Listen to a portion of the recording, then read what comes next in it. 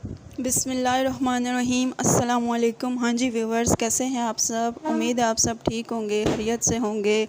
आज मैं आपको कैलामॉक्स 90 ml का सिरप है जो 312 मिलीग्राम का है।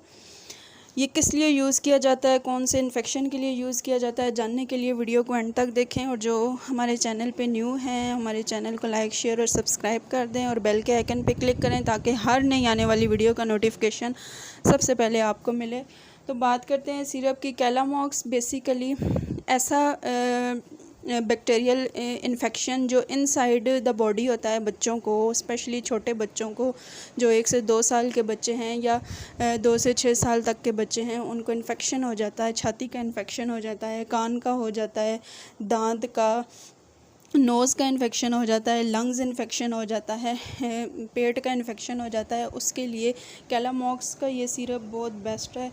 इसको जो है वो आप डेली 2 टाइम यूज़ करवा सकते हैं बच्चे को।